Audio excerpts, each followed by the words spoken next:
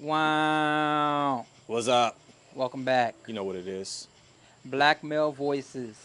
And today, we got on the motherfucking HBCU specials. Tell them about what you got on. Hey, man, look, this is the Jailhouse 101.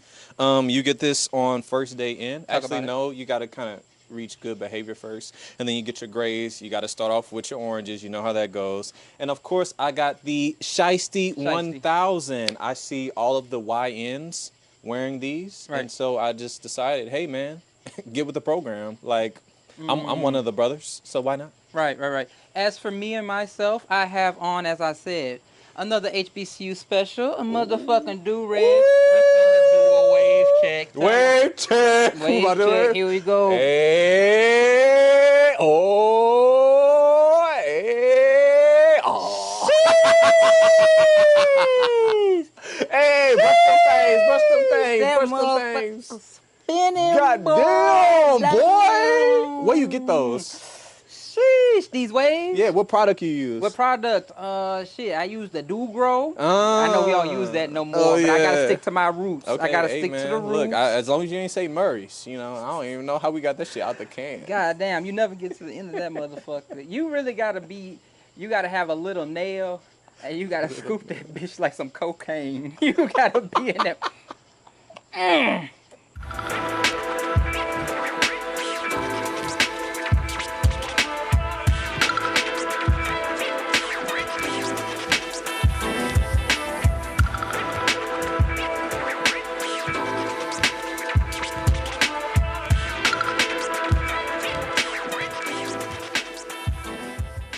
Hey, bro, am I tripping or do like OGs be having like a cocaine nail? Like, and it always be the pinky. No, they really always like, bro, do. it just be And it long be as like, hell, longer than the other ones. Things. Like, what don't I know about you? Like, where you get this? What don't I know about you? Why is that one so long? Curious. But anyways, yeah, welcome to Blackmail Voices again. I'm G, I'm Desz. and today we're going to be talking a little bit about community. But before we get into it, I want to talk about some things I experienced today that I say also is related to this. Today, I went to an art show. It's entitled Free as They Want to Be.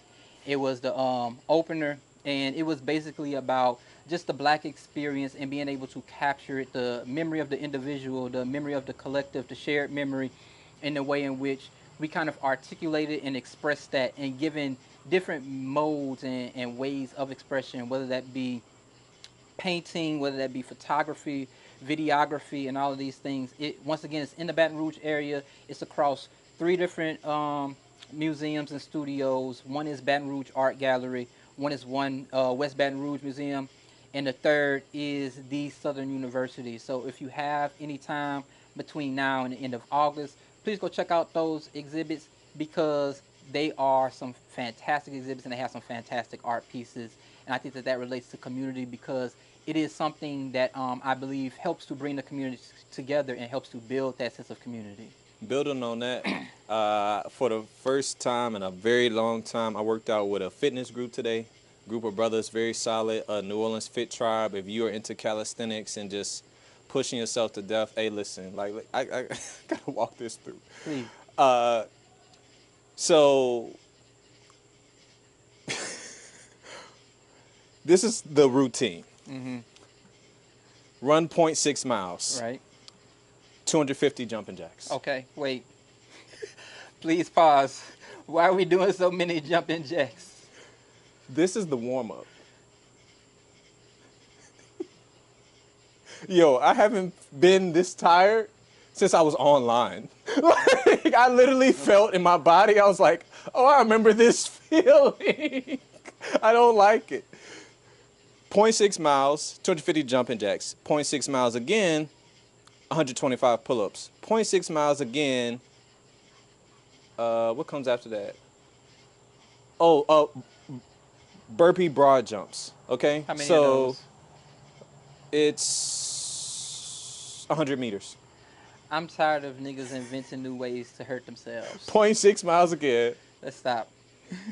Let's stop with the pain. But continue. 100-pound farmer's carry, for 200 meters. Okay. 0.6 miles again. Then you have 75-pound alternating lunges for 100 meters. 0.6 miles again.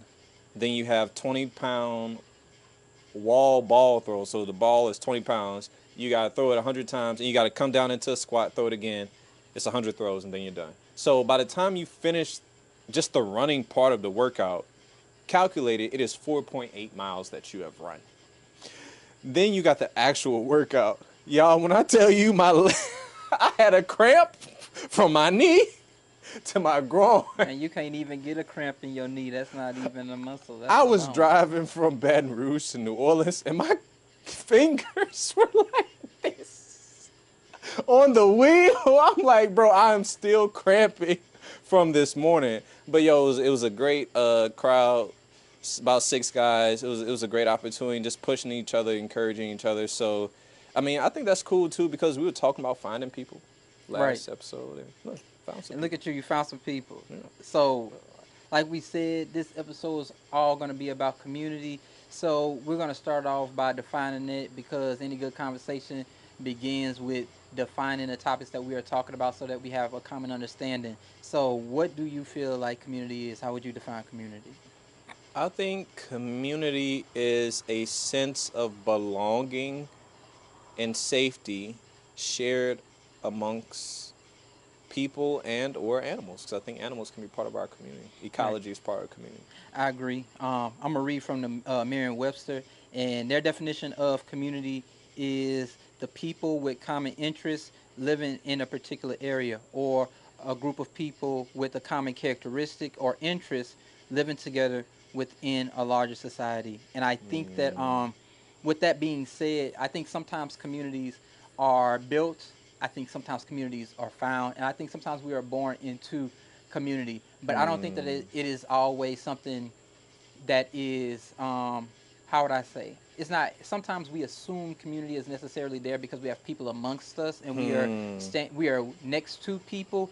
But I feel like you can be next to people or in a space with somebody and not necessarily be a part of that community, or feel like you're part of that community, or that community feel like you are a part of them. And I think that's why it's so important that we be intentional when we are in community in the way that we communicate with that community, so we explicitly know that this is what we are intentionally trying to build. Yeah, but what happens when we are part of communities that we may have been born into or didn't necessarily have a choice in being part of, but like you still have to navigate it and you don't feel like safe? You know what I'm saying? Like literally, like, Right. you know. I think for me, I think that first, when we're talking about communities, we could talk about them being large or small, and I think a small type of community would be like a family, right? Okay, So I think that that is let's call that like a found community, or a community that you're brought into. Like, you don't necessarily have a choice Yeah. on your family, but that is a community that you are born into. Now, I think that going back to the things that we were talking about last episode with boundaries, there are going to be times when you're in that community that, you know, you may have a voice that you wish to express, or things that you wish were heard, and that's not necessarily the case. It is important then that we establish those boundaries so that we can move within our community, have our voices heard, and be honored. And I think a lot of times when we're talking about community, many of our communities are predicated upon power, and I would say many of the conversations that we have are just significations and connotations on that power, and the way in which we negotiate and navigate our community is about, do I have power relative to the person that's next to me and relative to the community at large? And if so, how can I use that to maneuver within it? And I think sometimes, and we're going to get to this a little bit later, this is many ways that we move within institutional communities. But when we are talking more about like actual relational communities that are predicated on, I would say, a certain level of intimacy and vulnerability, when people try to use power to jockey for space,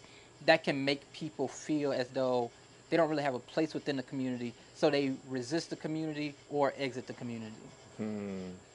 Yeah.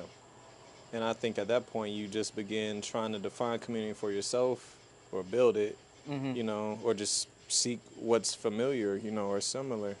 I don't know. I think when I think of community, I think of a couple of different settings, Right. right? You got family, for us, Louisiana, church, school, sports. I feel like these are Shout out Buffalo places. Soldiers. Hey, hey, hey, man, And shout out to Church Renew. come on. Renew, It's always love with you. Buffalo Soldiers, Baker Junior Buffs now. Yeah. Yeah, man. Simple pleasures. Simple The pleasures. simple pleasures. Hey, with the shiesty on. I still remember my roots. All right. But I feel like all of these things like really kind of define who we are growing up. Whether you have these circles or whatever your circles are, like I Hmm. feel like community kind of defines us.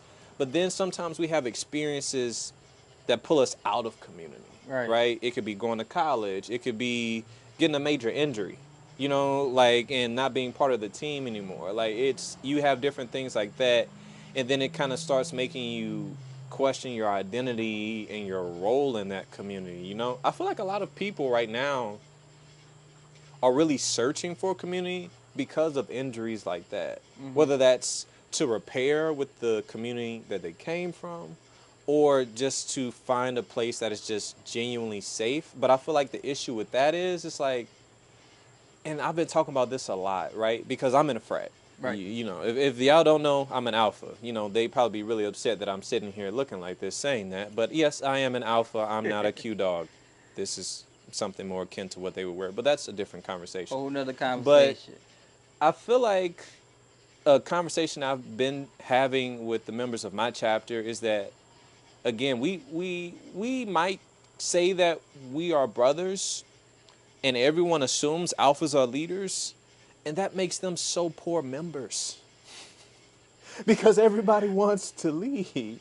And so, though this space has so much potential and opportunity for excellence or success or greatness, we're often stifled by like conservative views of power. And Hmm. obviously, that's going to always lend to older people. And I feel like again, that's true for the church. That's true for school. That's true for sports where there's a coach and he's probably older. And so like, but as people seek something different, I want to challenge them and be like, yo, you got to build it, and that's what membership means. Membership means build it. Right. Because otherwise Right. there's a hierarchical, patriarchal pecking order, right? And he Uh-huh. built it, so we all listen to him. Right. But the reality is, y'all, we all are experiencing the collapse of all of this bullshit all at the same time. And that's Facts. because, first of all, it never worked. It never considered you. Sorry. And second, are you building it? Or are you just looking for a curated experience that you can just walk into like, Passively. my algorithm in real life, finally, like.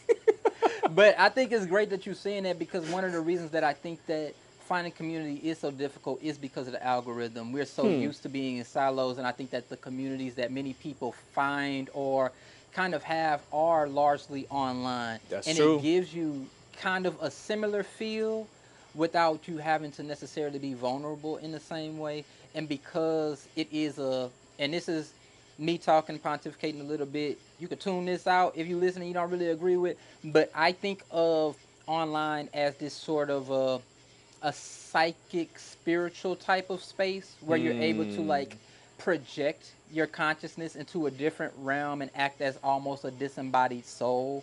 So The there's a Matrix. yes, it's in a sense it's I would say a reverse matrix. Okay. You know what I'm saying? Because in the matrix, you have your body and your body is stable and you acting over here. But in this one, our body is moving around, but over there, your avatar is stable, and the only Ah. thing that's being projected is your ideas. But I think that that makes it to where people fall into these silos, you fall into echo chambers, and you don't really know what the people around you feel, think, say, or do. And that's because Hmm. our actions are not physical anymore. They're largely psychic. They're largely on the liminal space that we call the internet, and that makes community um, difficult finding in-person physical community. Yeah. Um, and I think this is going to segue into our next topic that I would like for you to kind of lead on. Why do you think community is important?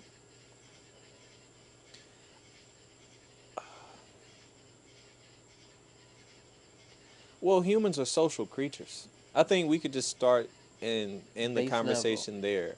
But elaborating, I say that because, and notice I didn't say men Mm-hmm. or women. All humans are social creatures, like, period. And so community allows you to practice who you are with other people. Like, you already have a being, you have an identity, you have a will, you have a purpose, you have a calling, all of those good things. But do I know how to share it with somebody else who is not like me, who doesn't think like me, who may not understand me right away, but who still wants to? Will I develop the courage to be able to put myself out there? Will I develop the resilience if they reject my ideas but not me to continue pursuing the relationship, right? And all, like, and I'm learning this in my marriage, but, like, again, the marriage itself is alive. Like, it's its own thing. So, like, that's the same thing is true with community. Like, you are you, I am me, but our brotherhood is its own creature. Right. And that is a beautiful thing to be able to manifest that, like, I don't know, you just can't, you can't make up 30 years of living You can't together. look. Like, you There's no know, way. There's no way to do so. it's no substitute. And I think what you're saying is, I think, kind of goes along with Paulo Freire's idea of critical pedagogy, which he kind of elucidates on, and Pedagogy of the Oppressed. If you haven't read it, it's a really accessible book. Yeah, what are you doing? So please go read it, especially if you're an educator. But what he says is, like, so many of our communities are have like unilateral ideas of power, in which Yeah. there's somebody that's situated at the top, or a few people that are situated at the top, and the power goes from them to everyone else. I tell you what to do, you do it. And his idea of critical pedagogy kind of flips that, and it says that there's an individual who's a subject matter expert. This person brings the topic, and when they bring the topic, everyone else experience about the topic. They get to interact with the topic and shop ideas and experiment, so we can have this experience together. And I think community is an experiment in that way. You know what I'm Yes. saying? If it's Yes. always two people or a few people jockeying for power, then it's difficult to say that. I mean, we are together, but it's not necessarily a community, because we don't see each other as equals. We see each No. other as two beings who are in competition with one another. Yes. You know what I'm saying? And it's not necessarily friendly competition, because resources are being controlled by the person who has the most power. Yes. My idea of community is far more organic and far more relational and far more, how would I say, polyvocal. All of us are talking together. And like you said, our relationship is an entity that is separate from us. It is a part of both of us, but it is also independent of us. Yeah. We each get to talk about it. And we have been in conflict before. We were actually in conflict yesterday. Was that So yesterday? we come, That was yesterday. yeah. So Yeah. we talk about a thing. We have a difference of opinion. We have different of perspectives, and sometimes we miscommunicate. But when we take a step, and sometimes when we do that, we're talking about, like, hey, yo, this is what I'm thinking, and you like, no, you're thinking this, and I'm like, no, you're thinking this, and we both having conversations where we're passing by each other. Come on. But what we say, we say, look, bruh, take a step back. And that's what happened when we was texting, because you was like, man, you're taking this too serious. And I was like, wait, I don't think I'm taking this too serious. And I don't think I was taking it too serious. But what I realized was your perspective and idea of the conversation and experience that we're having is totally different from mine. So I was like, wait, Yeah. we're talking about two different things. Like, Hmm. we're just talking about two different things. Gotta be. So let me take a step back. This is how I feel about this thing. How you feel about this? This is how I feel about this thing. And I'm like, oh, okay, so this is the thing. These are our feelings. And then we get to the same page. And it's like, oh, okay. And then we're like, this is the next topic. This is what I perceived about this thing. And you're like, well, this is what I perceived. And I said, well, is it possible that it could have been this? And you're like, you know what? It probably was that, in addition to what I was saying too. And it's like, oh, okay. So now the community is not us jockeying for power or saying that my opinion is correct and it must rule the day. Because you're not the problem. I'm not the problem. The problem is the problem. The problem is the problem. We have words. The community signifies upon the problem. So we can find creative solutions to the problem. And I think that that is another reason why community is so important. Community provides you with accountability, because somebody has a different perspective and experience from me. And that should inform my opinion, because if it doesn't, I'm only going to receive messaging that's the same as mine, especially in the age of algorithm. Right? It also provides something that you were saying earlier. It provides that physical health for you, because you had a group of Yes. people who are also holding you accountable. Like, we're gonna run 0.6 miles. And you're like, okay, now do 250 jumping jacks. And I'm like, all right, that's a lot of jumping jacks, but all right, work out. Run 0.6 more miles. Seems excessive and redundant, but we're gonna do it again. It's like, now we're gonna do 500 push-ups. All right, and that's enough. And they're like, no, bro, keep going, keep going, keep Oh going. man, you just made me And you remember the worst part.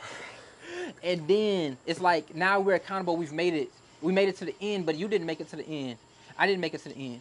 We We made it made to it to the the end end. together. So it gives you that physical health, and we're talking about your physical body, but it also provides mental health. Yes. Because, like you said, humans are social creatures. We live longer. Where, yes, when you're in community with people, you live longer, because there's something in the brain that just reminds you that, like, this is where I'm supposed to be with these people. Yeah. And also, I would say that the experience that I had today is indicative of that, because I was in an artistic space where they had a panel. B Mike was there. Um, Luke St. John, Come on. Yeah. he was there. There was this prominent art collector, Luke, prominent art collector in the community. He was there, and there was this woman who sat on like multiple art panels, and just hearing these people talk about the preservation of the black voice through art, the ability to express oneself, how authoritarians often try to suppress this, and how so much of their art is repetitive, because it is not about the expression of the human soul. It's about messaging, so that I flatten It's propaganda. your manifestations, and just the fullness that you feel by being in that space. Community is important for all of those things, but it's also important because community provides you safety. And I don't mean just like physical safety from like physical harm of somebody trying to attack you. I also mean like, when I will also say physical safety in the sense of like the way that the COVID vaccine has worked, which I'm going to talk about that a little bit because it needs to be said. The COVID vaccine helped to support people who may have been immunocompromised, who may not have been able to get the vaccine because they are older, because it would wear on their immune system, because they're too young to receive the COVID vaccine, because their immune system is not strong enough, because maybe they're babies. Because you're differently abled and you got something that's compromising your immune system. Right. Community, that's what herd immunity is the strength of the community. Because the people around me are safe. Because they have went out and made sure they were safe. I am safe, even though I cannot go and attain the same resources that made you safe. Because you're in my community, your resources are my resources, and that makes me safe. Something that you're saying too, and maybe it's because you went to the art exhibit today and you listened to the panel, but community is really a work of art. Yes. In the sense of, like you said, even talking about the problem, like you got your perspective, my perspective. Yeah, like art. You know what I'm saying? Yes. Like even problems are the artwork of the community. This is a manifestation of the being that is our connection. Right. And so rather than reject it, we need to understand it and be, again, we talked about this last time, but just be curious. Like, okay, where did this go wrong? And I think that's kind of, we literally were practicing what we were talking about in the last episode when we did have that conflict, because we reached a point of curiosity, and from that came like, oh, okay, like this really ain't that serious, and it really was a very small miscommunication. But I feel like that is, again, one of the things with community in our generation. At this point, I'm speaking millennials, Gen Z, Gen Alpha. I feel like we are really scared. Like I feel like after experiences with our parents' generation, we are rejection sensitive. Huh? We are rejection sensitive. Oh my God. Oh my God. Very much so. Like we don't have the, I don't know. It's like we just expect to be fully accepted. And again, I think this is like you said, the reverse matrix. It's like, well, why can't I be accepted in the real world like I am when I'm playing a game with my guys, or when and it's like, the mechanism is just different. It's not that it's impossible. And I think that's really important as we're talking about this male loneliness epidemic. Because, yo, there's a let me back this back. There is a healthy community in the physical world for you to find yourself in. But the reality is, you have to be healthy yourself. And we all got shit. I got shit. Hey, man, look, hey, it's me. You're just the guy. You don't know me? It's me. It's fucking me, bro. You're just the guy. I got shit. I got shit. But at the end of the day, people still love me. And hey, look, you probably more handsome than me or got better character than me. You know, people will love you too, but you got to take the risk. And you have to be willing to grow and willing to change, man. Like, even if you're a good person, that doesn't mean you got all that shit together. You don't have it all right. Yeah, as a matter of fact, you fucking don't. You know, and that's called being human. But the reality is, being human also means you can heal.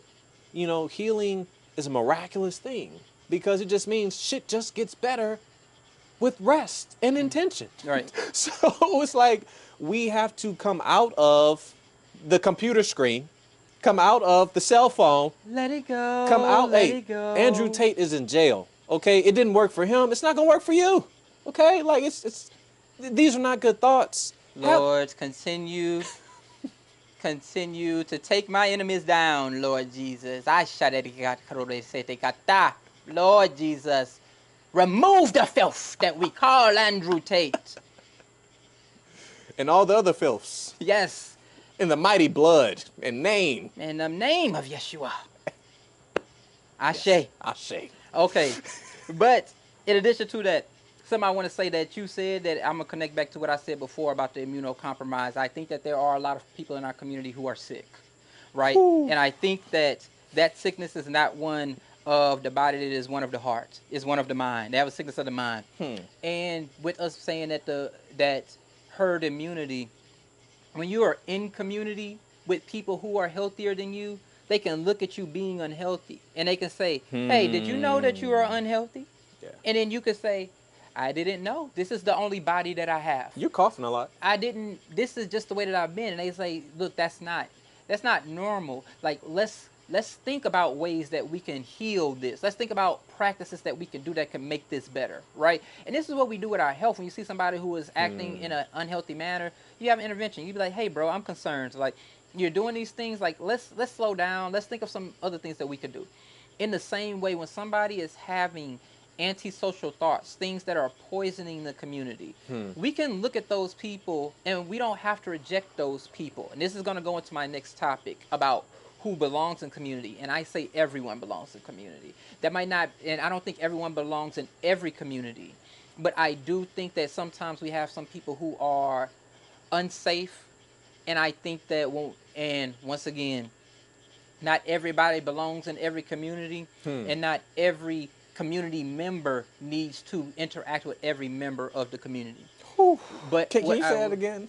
Not everybody needs to be in every community, and not every community member needs to interact with every community member. Come on, man. But what I'm saying is that we do need people who are strong with a certain subject, aspect, skill, whatever, to interact with these immunocompromised. Right here, our immunity is, our immune system is the social. You know what I'm saying? So if you are not socialized well, it's like you haven't taken your social vaccines. You know what I'm saying? You got so you don't know how to interact here. Let's prime you so that you can know how to interact. But I'm saying that everyone belongs in community and everyone needs community, because the people that we know who are sick in the heart and mind are members of our community. Come on. Right? And because they are members of our community, when you cast them out, where do they go? To the algorithm. And the algorithm provides them with a community that makes them sicker and tells them that your sickness is not a sickness. In much the same way that the serpent told Adam and Eve, you will not die. You know what I'm saying? This sickness is not really sickness. It is everyone else who is sick. The only way that you figure out that your sickness is when you're with healthy people. And those healthy people say, hey, bro, you're sick. Yeah. And you need to get help. Once again, this is not the job of women to do. No. So Bro. from that point. And it's just so entitled, you know, and we don't realize that it does still play into the patriarchal violence of white supremacy. Right. But the reality is, bro, okay, we're expecting her to be the caretaker, to be the nurturer, but in some cases still be the provider. Yes. But you don't even have the capacity to do what she does. So she's carrying and shouldering the burden of you and her. And as men, and again, I said this, men are afraid of men. Like that's just the reality. You might not be the person to go talk to the bruhs on the corner in front of the gas station and a bunch of shiesties. All right, that might not be you. But as a community of men, we need to come together. No, you got me fucking laughing because I was talking to Gabby about this week, and I said, you don't know, when I was in that church bad, Boy, what? I would be like, we say, okay, we're going to evangelize, and we would get in them fucking cars. We would get in them fucking cars and go to the center of the hood, park our cars, and walk down the street and talk about God. No, like deadass. walk up to niggas rolling dice. Actually. Selling drugs. 40 right there. Bro probably strapped. Right, and we like, have you heard the good news? You know what I'm saying? So it's like you said, that's not, it's tense. It could be tense. And it's not for everybody. Yes, but first of all, somebody got to do it. And I'm not talking about the evangelism in and of itself of like spreading the good news of the gospel of God, because, you know, people have their various beliefs and things of that nature. But we all have communities and we all part of communities. And you don't come equipped with the skills to be in community. No. You have to learn. And there's some people like women are socialized that way. They're not taught that way, but they're socialized to be in and maintain communities for themselves and their partners. Yeah. But yeah. men are socialized to expect community, and they don't have those skills. It's not men's fault, but it is men's responsibility. Can you say that again? It is not your fault, but it is your responsibility, because we can no longer perpetuate harm. Like it's just time out for that. It's time out for beating, cussing, yelling, manipulating, harming of any way, shape, or form or fashion. Because even though it is not your fault that you don't know how to be in a community, that does not mean you get to destroy what has been established. You don't get to do that just because you're harmed. I get the feeling, I get the pain. Come on. But that means build the skill. It's just like when you go to work out. You don't tear up the gym because it hurt the first time. Fuck the gym.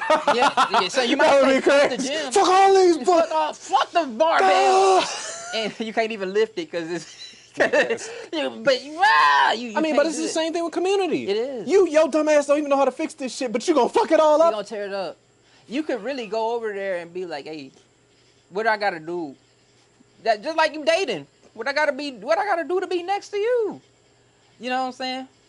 What does it take? What do it take? How can I, like, y'all seem cool. Let's be bros. Like, let's kick it. Let's do something. Like, and there are ways for us to build that. Yeah. Over time. You know what I'm saying?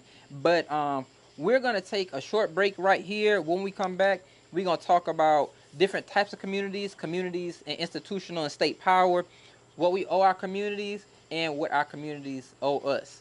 Blackmail Voices. Blackmail Voices. Welcome back to Blackmail